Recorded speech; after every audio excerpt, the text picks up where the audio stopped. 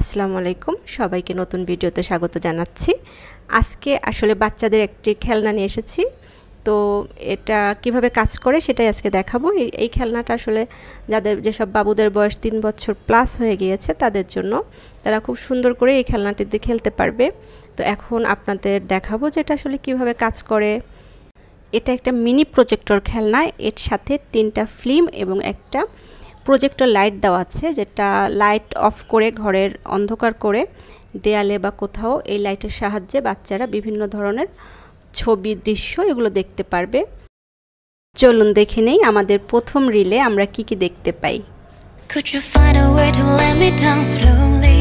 A little sympathy, I hope you can show me.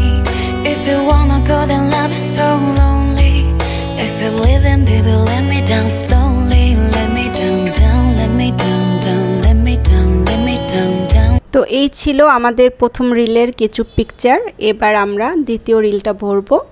দেখা যাক এটার ভিতরে কি আছে। দ্বিতীয় রিলে দেখা যাচ্ছে সব ড্রাগন, খুব সুন্দর সুন্দর ড্রাগন। আসলে বাচ্চারা এই টাইপের খেলনাগুলো খুবই পছন্দ করে।